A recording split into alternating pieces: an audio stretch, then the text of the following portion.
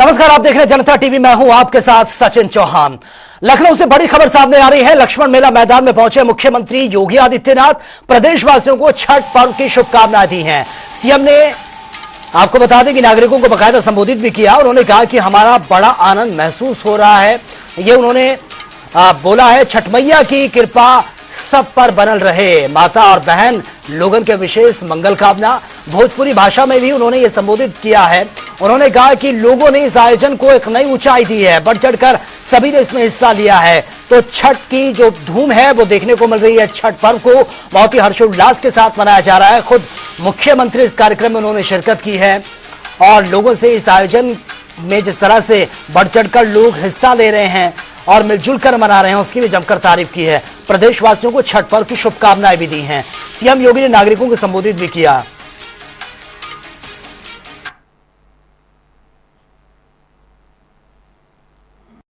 बहनों और भाइयों, मुझे बहुत प्रसन्नता है कि अखिल भारतीय भोजपुरी समाज का यह छठ महापर्व का ये 40वां वर्ष है। सन 1984 से ये लक्ष्मण मेला मैदान में यह आयोजन लगातार होता रहा है और अब तो यह न केवल भोजपुरी समाज का बल्कि अखिल भारतीय समाज का यह उत्सव बन गया है।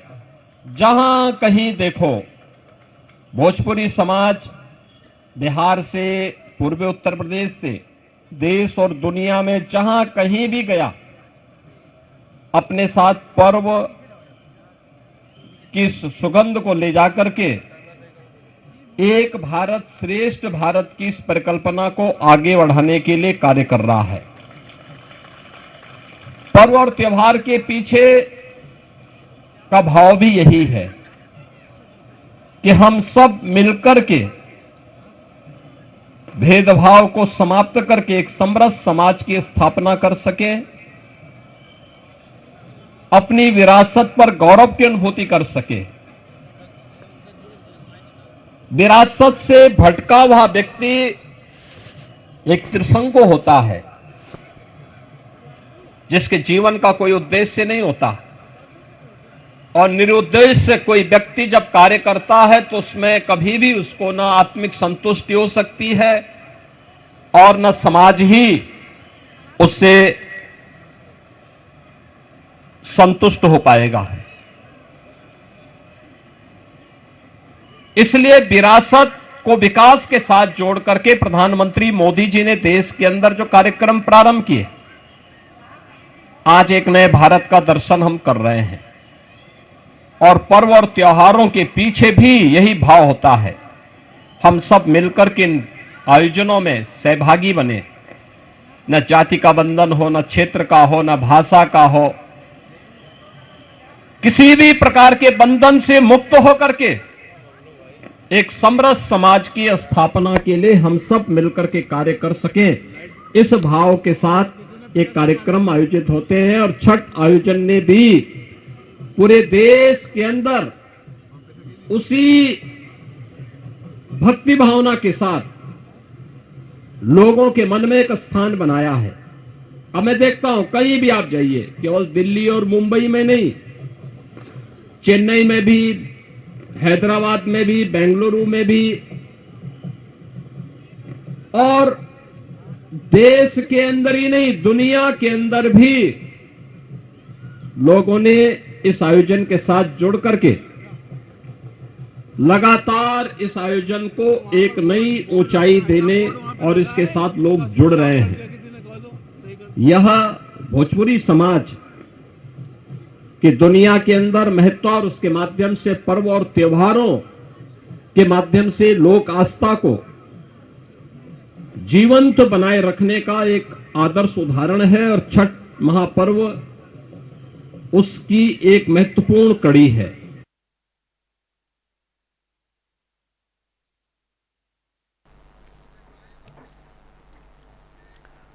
चलिए आगे बढ़ते हैं बड़ी खबर के साथ। एक और बड़ी खबर ये सामने आ रही है। गाजियाबाद से बड़ी खबर है। 8 नवंबर को सीएम योगी गाजियाबाद के दौरे पर रहेंगे। उपचुनाव को लेकर अहम बैठक होनी है। पदाधिकारियों और कार्यकर्ताओं से चर्चा भी करेंगे और मतदान से पहले मेगा रोड शो होना है और जनसभा को संबोधित भी करेंगे। तो मतदान से पहले मेगा रोड शो और जनसभा ये होनी है। ये कार्यक्रम तय किए गए हैं। 8 नवंबर को मुख्यमंत्री योगी आदित्यनाथ का यह दौरा, उपचुनाव को लेकर अहम बैठक भी होगी और इसी के साथ पदाधिकारियों और कार्यकर्ताओं से चर्चा भी करेंगे मुख्यमंत्री Yogi Adityanath. Mega road show होना है, जनसभा को संबोधित भी करेंगे। ये तमाम कार्यक्रम 8 तारीख के रखे गए हैं, यानी कि कल गाजियाबाद के दौरे पर रहेंगे मुख्यमंत्री योगी आदित्यनाथ। उपचुनाव को लेकर यह अहम बैठक होगी और मेगा रोड शो होना है, जनसभा को भी संबोधित करेंगे। चलिए आगे बढ़ते हैं। महाकुंभ 2025 की शुरुआत हो चुकी है। एक और जहां जूना अखाड़ा, किन्नर अखाड़ा पहले ही नगर प्रवेश कर चुका है, तो वहीं उन्हें मेला प्रशासन की ओर से जमीन देखने के लिए आमंत्रित किया गया था, जिससे पहले अखाड़ा परिषद की बकायदा मीटिंग हुई है। अखाड़ा परिषद की बैठक होने के बाद अध्यक्ष ने मीडिया से बातचीत की। इस दौरान अखिल भारतीय अखाड़ा परिषद पर दूसरे पक्ष के लोगों ने गंभीर आरोप लगा दिए हैं, जिस पर अखाड़ा परिषद के अध्यक्ष रविंद्र पुरी ने पलटवार करते हुए कहा कि 2-4 लोगों के कुछ करने से कोई खास फर्क नहीं पड़ने वाला। उन्होंने आगे कहा कि अखाड़े का फैसला मान्य साबित होगा।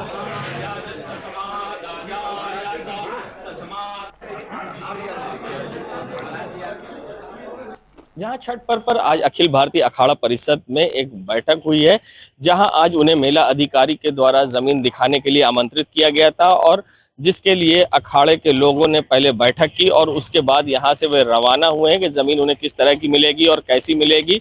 और ऐसे में अखाड़ा परिषद के जो अध्यक्ष है रविंद्र पुरी ने क्या कुछ कहा है, आइए हम आपको दिखाते हैं। आज हम मेला क्षेत्र में जा रहे हैं, सभी 13 अखाड़े इकट्ठे जा रहे हैं और सभी का एक ही कहना है कि हमारे काफी लाखों की संख्या में संत आते हैं, ख्वाह वो जितने भी अखाड़े हैं, सब अखाड़ों के संत लाखों की संख्या में है। सबको जितनी जमीन उनको चाहिए उतनी जमीन उनको मिले, यही हमारा प्रयास है। सब दूसरी तरफ से जो है पेशवाई शब्द और शाही स्नान को नाम बदल के अमृत स्नान किया गया और मेला छावनी प्रवेश नाम दिया गया।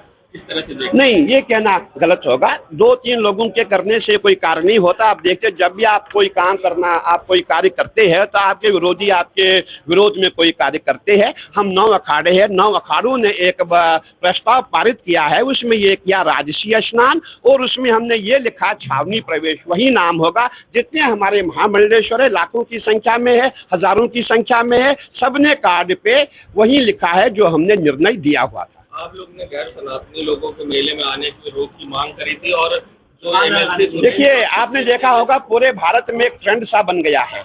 जितने भी हम सनातनी, जितने हिंदू साधु संत है, जो ब्राह्मण है, जितने ठाकुर है, जो भी जाति है, उनको कैसे धर्म उनका भ्रष्ट किया जाए। तो हमारे कट्टरपंथी कुछ ऐसे लोग हैं, उनकी मानसिकता ऐसी है जो हमारा धर्म भ्रष्ट करना चाहते हैं। हम अपना धर्म भ्रष्ट न होने दें, इसीलिए हमारा प्रयास है मेला क्षेत्र में किसी गैर हिंदू की दुकान ना हो। वो दुकान परचून की ना हो, वो दुकान जूस की ना हो, उनको कोई टी स्टॉल नहीं मिले, उनको कोई ढाबा नहीं मिले, तभी जाकर के हम अपने धर्म को बचा सकते हैं।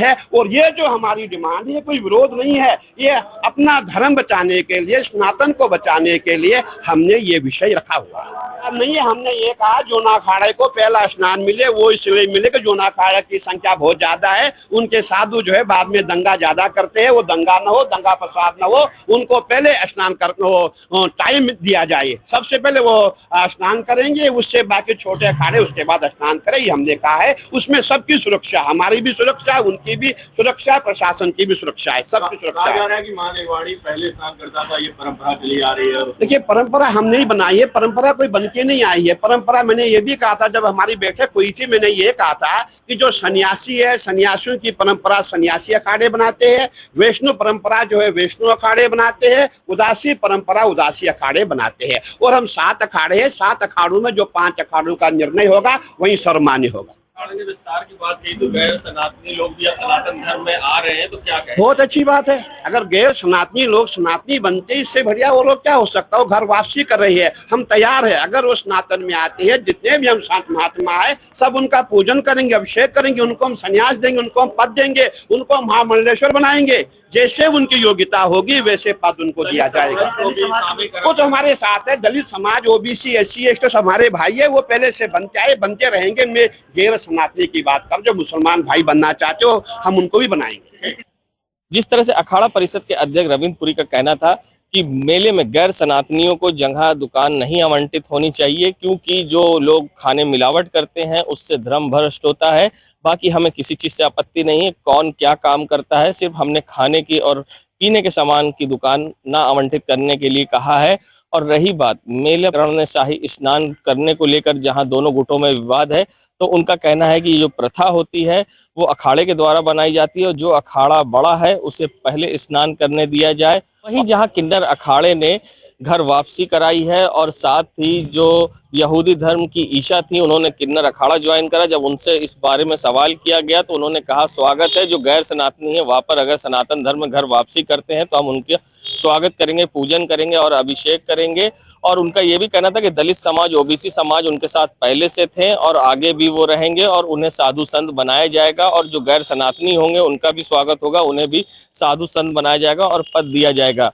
ऐसे में रविंद्र पुरी ने जहां दूसरे पक्ष के जो निर्णय है उस पर कहा है कि 2-4 अखाड़े अगर किसी तरह का फैसला लेते हैं तो उससे पूरे अखाड़ों पर कोई फर्क नहीं पड़ेगा। जनता टीवी के लिए सैयद मोहम्मद आमिर, प्रयाग। और छठ महापर्व के पावन अवसर पर गोरखपुर से बीजेपी के सांसद और प्रसिद्ध अभिनेता रविकिशन शुक्ला ने नगरवासियों समेत प्रदेश और देशवासियों को शुभकामनाएं देते हुए पर्व का महत्व बताया है। और इसी के चलते गोरखनाथ मंदिर और रामघाट पहुंचकर उन्होंने श्रद्धालुओं संग परंपरागत तरीके से भगवान सूर्य की उपासना की है, जिससे कि पूरे माहौल में विशेष उत्सव की झलक भी देखने को मिली है।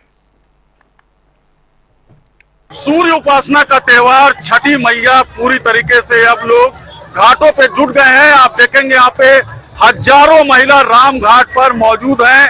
आप देखेंगे यहाँ तस्वीरों में किस तरीके से यहाँ पे तमाम महिलाएं वेदियों पे बैठी हुई हैं और बाकायदे पूजा अर्चना कर रहे हैं। आपको बताते चलें कि सूर्यास्त बस थोड़ी ही देर में सूर्यास्त होने वाला है और आप देखेंगे कि किस तरीके से यहाँ पे घाटों पे भीड़ इतना ज्यादा है कि यहाँ पे तिल रखने की जगह भी नहीं है। आपको बताते चलें कि वर्षों से तमाम महिलाएं यहाँ पे आती हैं और वेदियां यहाँ पे बनाती हैं। लगभग 3 दिन पहले से वेदियां यहाँ पे सजाई गई है और बाकायदे इन वेदियों पे आप देखेंगे कि किस तरीके से यहाँ पे तैयारी है। पूजा स्थली है और बाकायदे यहाँ पे जो है महिलाएं दौरा लेके यहाँ पे बस सूर्यास्त का इंतजार कर रही हैं और जहाँ सूर्यास्त होगा बाकायदे अर्घ देंगी। यहाँ बात करेंगे इनसे और जानेंगे कि क्या कुछ तैयारी है। आप देखेंगे तस्वीरों में यहाँ पे घाट पर किस तरीके से महिलाएं जो है यहाँ पे व्रती महिलाएं यहाँ पे इकट्ठा है। जी कब से आप व्रत रह रही हैं यहाँ पे? साल हो गया, 25 साल हो गया। 25 साल से व्रत रह रही हैं। हाँ। क्या कुछ मनोकामना पूर्ण हुई है? हाँ, बहुत हुआ है। बहन के लिए लड़का माने थे हो गया और कुछ है आगे होता ही जा रहा है। तो कितने दिन से व्रत की तैयारी चल रही थी और कितना कठिन व्रत है ये? बहुत कठिन है, बहुत कठिन है ये व्रत, बहुत अच्छा है। सबके लिए है, सब कोई कर सकता है। बताया जाता है कि बिना जल ग्रहण किए जो है व्रत रहती है महिलाएं। जी, बिना जल पानी के रहते हैं। कितने घंटे का जो है ये व्रत रहता है? अरे 2-3 दिन का है। एक दिन कोई रहता है, कोई 48 घंटा रहता है, कोई 2-3 दिन रहता है, 2-3 दिन रहता है बस। 3 दिन का ये व्रत रहता है और काफी कठिन व्रत है और बात करेंगे इनसे भी जानेंगे कितना कठिन व्रत है ये और क्या आप रहती हैं व्रत? व्रत हम नहीं रहते हैं क्योंकि ये व्रत बहुत कठिन है और 3 दिन का पर्व है, धूमधाम से मनाया जाता है। बच्चों के लिए कामना पूर्ण हो,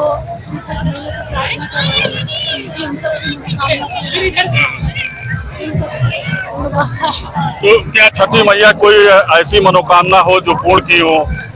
हम पूर्ण की सबका पूर्ण करती है, सबका जो मनोकामना होता है सबका पूर्ण होता है। जगह मिलने में यहाँ कोई दिक्कत हुई है क्या? नहीं, जगह मिलने कोई दिक्कत नहीं है। बहुत भीड़ है। भीड़ है। कुछ और भी है महिलाएं, उनसे भी बात करेंगे और जानेंगे। आप व्रत रहती हैं? नहीं, हम नहीं करते। क्या कुछ तैयारी है घर में? कितने दिन से तैयारी चल रही है? 3 दिन से तैयारी चल रही है। एक हफ्ता से तैयारी चल रही है। कोई ऐसी मनोकामना हो घर में जो पूर्ण हुई हो, माता जी ने किया हो? छठ माता जी के पास सारी मनोकामना पूर्ण हो रही है। बस उन्हीं की कृपा है सब कुछ। क्या सुबह का क्या कार्यक्रम है? सुबह भी इसे आएंगे, सही माता जी का पूजा करेंगे और माता जी का पूजा करेंगे और अर्घ देंगे। अर्घ देने के बाद जरा आप बताइए, खड़े हो, 1 मिनट खड़े हो जाइए। सुबह जब अर्घ दिया जाता है तो अर्घ देने के बाद क्या होता है? कुछ खाने पीने का क्या खा पी सकती हैं? हाँ, अर्घ देने के बाद अपने लोग खाना पीना शुरू कर देते हैं। चाय पानी जिसको जो खाना होता है, बस उनकी खाली सूझ भर निकले अर्घ दिए अपने अपने घर। तो क्या रात भर यहाँ पे वेदी पे लोग, बहुत सी औरतें बैठती है, आप लोग बैठती हैं, हम लोग नहीं बैठते, हम लोग अभी घर चले गए। घर चले गए। तो आपने देखा कि किस तरीके से यहाँ पे तमाम महिलाएं हैं और बाकायदे जो है सूर्य अस्त का इंतजार कर रहे हैं, और सूर्य अस्त जैसे ही होगा बाकायदे जो है यहाँ पे ये अर्घ देंगे और अर्घ देने के बाद अपने अपने घर को चली जाएंगी। बहुत सी औरतें जो महिलाएं इस घाट पे रहती हैं और रात भर यहाँ पे बाकायदे इंतजार करती हैं सूर्योदय का, यानी कि कल सुबह जब सूर्योदय होगा तो बाकायदे अर्घ दिया जाएगा और देने के बाद ही जल ग्रहण या अन्न ग्रहण करने वाली है। सुभाष गुप्ता, जनता टीवी, गोरखपुर। तो चलिए बात होगी तमाम खबरों की ताबड़तोड़ अंदाज में। लखीमपुर खीरी में गैंग वॉर, आवास विकास कॉलोनी में ताबड़तोड़ फायरिंग से दहशत में लोग। छठ महापर्व पर मुख्यमंत्री योगी आदित्यनाथ ने दी है प्रदेशवासियों को शुभकामनाएं। महोबा में जुआ और शराब को लेकर परिवार में विवाद, पत्नी ने जहरीला पदार्थ खाकर आत्महत्या कर दी। रायबरेली में जल निगम समेत 6 विभागों से रिपोर्ट तलब, राहुल गांधी की अध्यक्षता में उठे सवाल को लेकर बनेगी कमेटी, रिपोर्ट आने के बाद जल्द गठित होगी टीम। हमीरपुर में रोडवेज बस की चपेट में आए बुजुर्ग गंभीर रूप से घायल, हॉस्पिटलाइज्ड। शराबस्ती में ज्वेलर्स की दुकान में हुई है चोरी, हजारों की नकदी समेत ज्वेलरी पर चोरों ने हाथ साफ किया।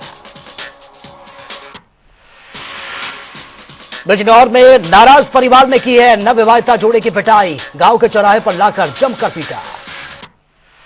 लखीमपुर में शहर के सेठ घाट में छठ पूजा की तैयारियां, घाट पर श्रद्धालुओं का मेला। पीलीभीत में दुष्कर्म पीड़िता ने थाने में खाया जहर, थाना अध्यक्ष पर लगा दिया मिलीभगत का आरोप। देवरिया में बदमाशों ने की है बाप बेटी की हत्या, पुलिस फरार आरोपी की तलाश में जुटी है। झांसी में बड़े बाजार में दुकान में आग का तांडव, लाखों का सामान जलकर रहा, कड़ी मशक्कत के बाद मुश्किल आग को कंट्रोल किया। फर्रुखाबाद के रोडवेज बस अड्डे का सदर विधायक ने निरीक्षण किया, बस अड्डे पर पुलिस चौकी स्थापित करने हेतु जगह देने के निर्देश दिए गए। महोबा में मजदूरी के पैसे मांगने पर दबंग ठेकेदार ने धमकी दी है, पीड़ित मजदूर दबंग ठेकेदार की शिकायत लेकर दर दर भटकने को मजबूर। गोरखपुर में निर्माणाधीन ओवरब्रिज का हिस्सा गिर गया है, एसएसबी इंस्पेक्टर की मौत, एक युवक गंभीर रूप से घायल। आगरा में चाय वाले को पिता बनाकर युवक ने की है मोटरसाइकिल चोरी, टेस्ट ड्राइव के बहाने बाइक लेकर फरार। बिजनौर में जनता टीवी की खबर का बड़ा इंपैक्ट, प्रेम विवाह कर घर लौटे दंपति से मारपीट का मामला, पुलिस ने आरोपी को गिरफ्तार किया। तो फिलहाल इस बुलेटिन में मेरे साथ इतना ही, लेकिन तमाम खबरों के लिए आप बने रहिए जनता टीवी के साथ। नमस्कार।